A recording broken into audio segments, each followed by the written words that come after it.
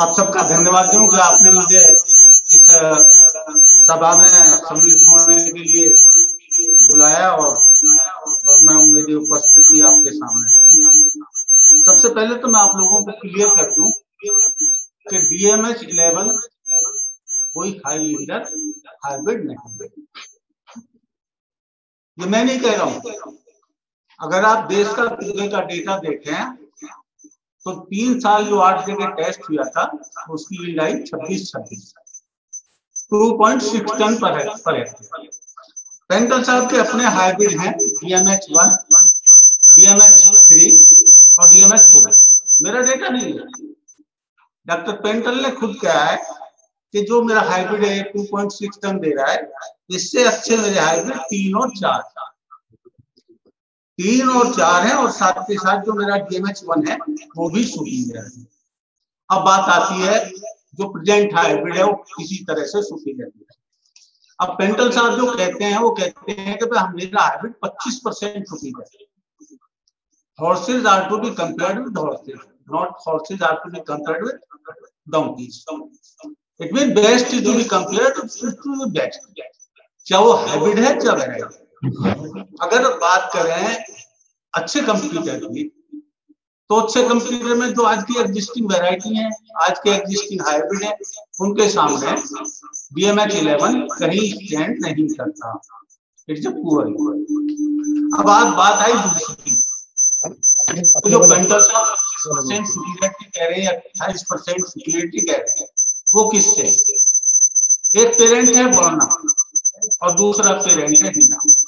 इन्हीं में तीनों जीनों का खेल है और जिससे वो हाइब्रिड सीड प्रोडक्शन टेक्नोलॉजी इन्होंने डेवलप की है, जिसको ये कहते हैं कि हमने हिप्टोसिस का एक्सप्लॉइटेशन किया।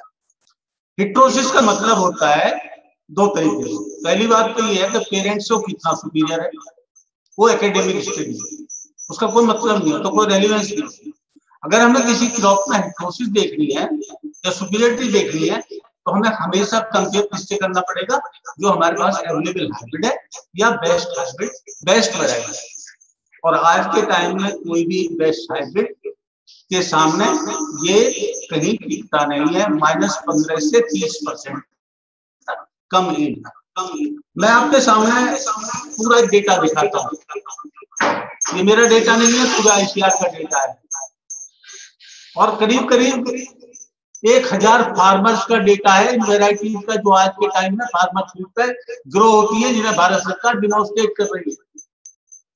और आप इनकी रेंज देखिए कि ज्यादातर जितनी भी वेराइटी है, जो अच्छी वेराइटी है 4-5, उनका yield up to 3 ton 3.8 ton per hectare है। कोई एक जगह नहीं। आप हिंदुस्तान की जो जितनी भी डोमिनेटेड स्टेट है, चाहे वो आपकी हरियाणा है, चाहे आपका राजस्थान है, चाहे आपका मध्य प्रदेश है, और चाहे आपका यूपी है, चाहे आपका MP है, चाहे आपका गुजरात है।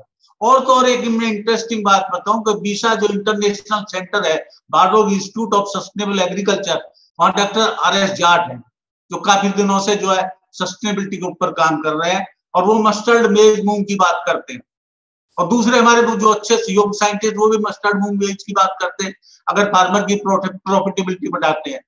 अगर आप एवरेज यील्ड की बात करें, जो बार्लोग इंस्टीट्यूट के पिछले 5 साल की एवरेज यील्ड है इन अच्छी वेराइटीज की 3.4 टन है पर हेक्टेयर। कोई ये नहीं है, एक्सपेरिमेंटल प्लॉट की बात नहीं कर रहा मैं फील्ड की बात कर रहा हूं। और पिछले 40 साल में फील्ड वर्कर रहा हूं। मैं क्लासिकल ब्रीडर हूं, मैं जीन ब्रीडर नहीं हूं, ना मैं जीन टेक्नोलॉजी की है।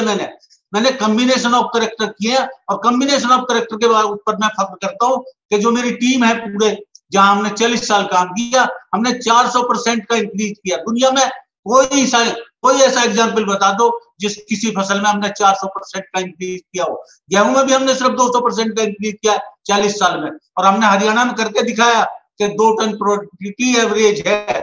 और एक नहीं, हजारों farmer 3.5 ton 3.4 ton 3.7 ton per hectare harvest करते हैं। कहीं ये टेक्नोलॉजी अगर इस तरह के रिजल्ट दे रही है तो मैं इस टेक्नोलॉजी के लिए सहमत हूं। अगर ये कहा जा रहा है कि ये टेक्नोलॉजी जो हमारा इंपोर्ट घटा देगी, फॉरगेट इट। इंपोर्ट घटाने के लिए और ऑप्शन है जहां टेक्नोलॉजिकल ऑप्शन है। अभी मैं आपको कहता हूँ लोग फार्मर अपने आप रिजल्ट चाहते हैं। अभी मैं आपको एक साइटेशन देता हूँ, सस्टेनेबल एग्रीकल्चर के तहत में एक टेक्नोलॉजी है ट्रांसप्लांटिंग, और लोगों ने ट्रांसप्लांटिंग करके मस्टर्ड की यील्ड ली है 4.5 टन, 4.2 टन, 4 टन। तो this is not a viable technology. अगर मैं सीड की बात करूं, अगर मेरा सीड प्लेसमेंट सही तरीके से होता है तो मेरी यील्ड 20% बढ़ती है। प्रॉब्लम कहां आ रही है? प्रॉब्लम सबसे बड़ी आ रही है, एक तो सबसे बड़ी बात यह है कि जो हमारा टेक्नोलॉजिकल गैप है वो बहुत ज्यादा है। अगर मैं 3,398 डिस्ट्रिक्ट की बात करूं जहां मस्टर्ड ग्रो होती है, प्रोडक्टिविटी रेंज 250 से 28 कुंटल तक है।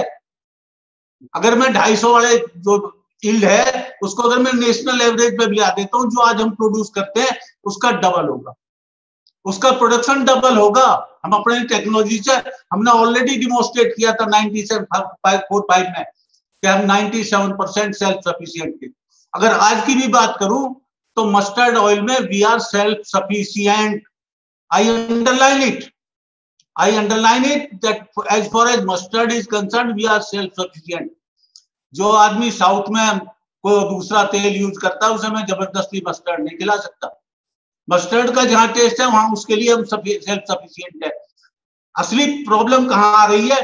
तो पिछले 40 साल में, जहां मैंने एक लेक्चर लिखा था, लीड लेक्चर आदरणीय special director general doctor M V Rao के लिए, जो मिशन के चेयरमैन थे, उस टाइम में हम 6.5 kg per capita per annum खा रहे थे। 84-85 की बात है, और आज हम पहुंच रहे हैं 19 kg per capita per hectare.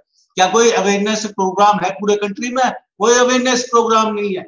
World health की अगर मैं बात करूं, world health organisation 9 kg per capita per annum की बात करते हैं, हम पहुंच गए 3 टाइम ज्यादा खाने में। जनसंख्या बढ़ी एक तरफ, हमने खाना ही बदल दिया, 3 गुना खाना अलाउ कर बढ़ने पड़ जाता। और जितना भर भी एक दूसरी हमने संधि करी, क्या संधि करी? हमने इंडोनेशिया मलेशिया से संधि करी हमारे नरसिम्हा राव जी ने, 300% ड्यूटी से 0 ड्यूटी कर दी।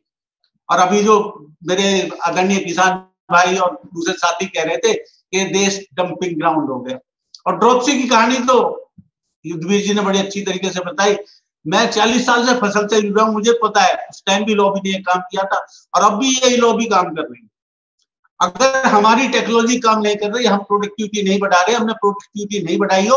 आप राजस्थान की प्रोडक्टिविटी देख ले, 1.7 टन है। अगर उसमें तारामीरा को निकाल दें तो हम करीब करीब 1.8 टन पर हेक्टेयर है। हो क्या रहा है?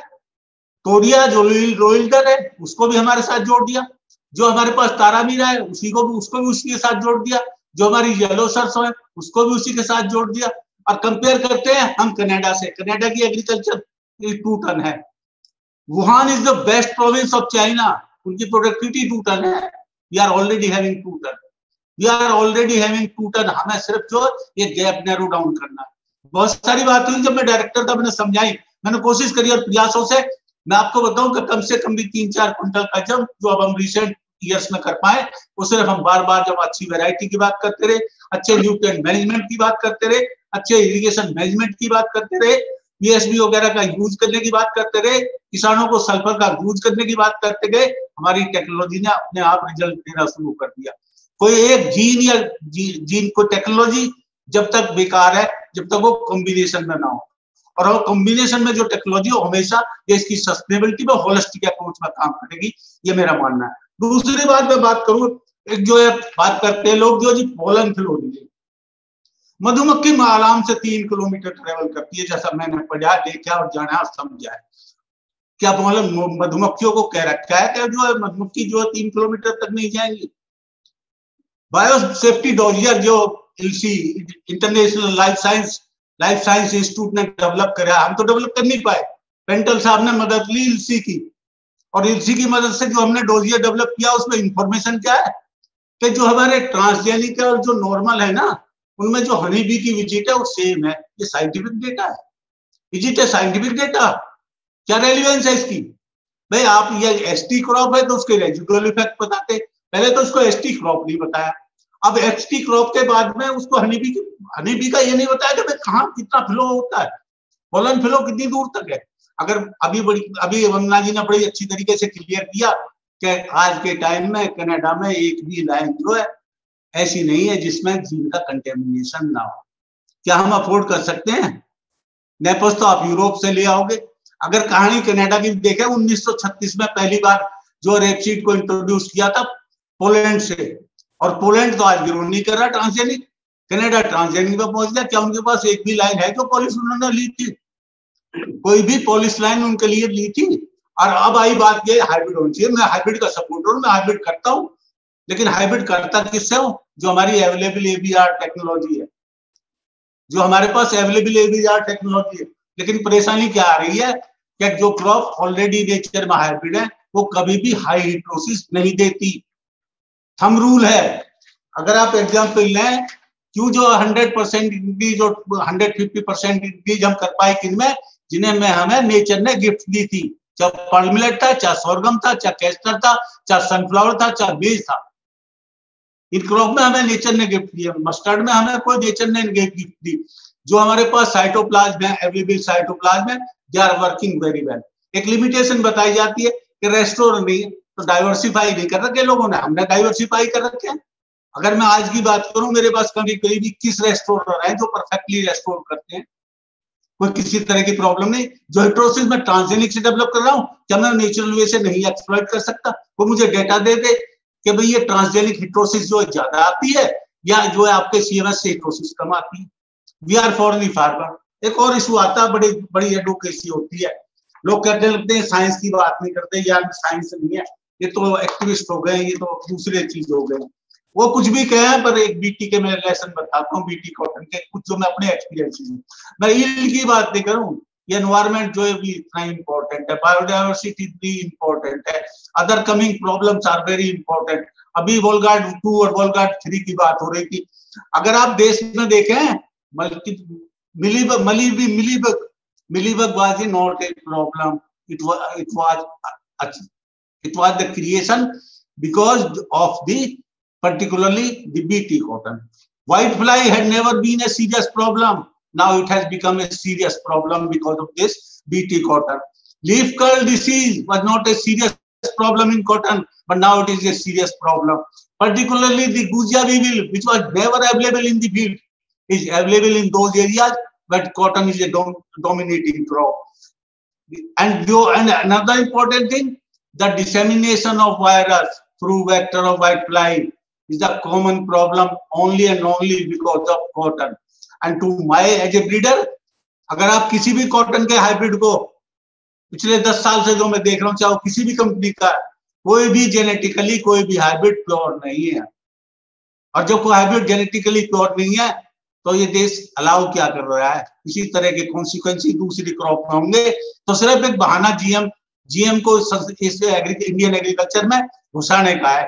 और सबसे इंपॉर्टेंट बात यह, अगर किसी देश की से लड़ाई जीतनी है ना, उस देश की खाद्य व्यवस्था को अपने कैप्चर कर लो किसी भी रूल से, आपके पास अपने आप ही जो है सारी चीजें जो है उस देश की अपने आप आ जाएंगी। और ये सही है, ढाई टाइम है to think about the agriculture of the Indian agriculture. हमारी एग्रीकल्चर ऐसी नहीं है, कैनेडियन एग्रीकल्चर है, 2% खर्चा है, 90% उन्हें एक्सपोर्ट करना है, तो जो भी है वो दूसरे देशों को कर दो और हम भी कर दें। तो ये सब बातें जो है मैं आपके साथ साझा करना चाहता हूँ। अगर किसी भाई का कोई प्रश्न हो तो मेरे से पूछ सकते हैं। टेक्नोलॉजी अलग चीज है, लेकिन ये ऐसा नहीं है कि टेलीफोन टेक्नोलॉजी और कार टेक्नोलॉजी को कह दे कि मेरे पास नया आईफोन आ गया और एग्रीकल्चर में इसको जो है मैं चेंज कर दूं। ऐसी टेक्नोलॉजी कोई नहीं होती एग्रीकल्चर में कि भाई स्मार्टफोन और car can be compared with the agriculture technology या एग्रीकल्चर प्रैक्टिसेस। इन्हीं बातों के साथ आप सबका धन्यवाद, शुक्रिया। कोई प्रश्न में से हो तो कर सकते हैं। And one more thing with all excuse, Chaudhary Krishnavir Singh ji यहाँ बैठे हैं, उन्होंने मेरे साथ सीधा खेतों पे देखा है, सीधा संस्थान में देखा है, सीधा टेक्नोलॉजी का एक रूप देखा कि किस तरह से वेराइटीज परफॉर्म करती है, क्या कॉम्बिनेशन होने चाहिए। अब जब सीड साइज ही नहीं होगा, पुअर यील्डर होगा, कैसे फार्मर कन्विंस होगा? 4 कंपनियों ने एमओयू किया पेंटल साहब की साथ वेराइटी जो DMH1 है। एक भी को खेत मुझे आज दिखा दे, 2008 की रिलीज है, एक खेत में भी एक भी प्लांट दिखा दे कि DMH1 खड़ी है। तो किसान बहुत सिलेक्टिव, किसान को पता है क्या चीज अच्छी है। और चौधरी कृष्णवीर जी तो खेती से जुड़े हुए, अपने आप बता देंगे क्या चीज सही है, क्या चीज गलत है। और सबसे खुशी की बात है कि मोदी जी के परिवार में है तो इनसे अच्छा और कौन समझा सकता है, महाजन जी से अच्छा कौन समझा सकता है। टेक्नोलॉजी है, काम किए तो जाओ, नहीं काम किए तो कोई जरूरत नहीं।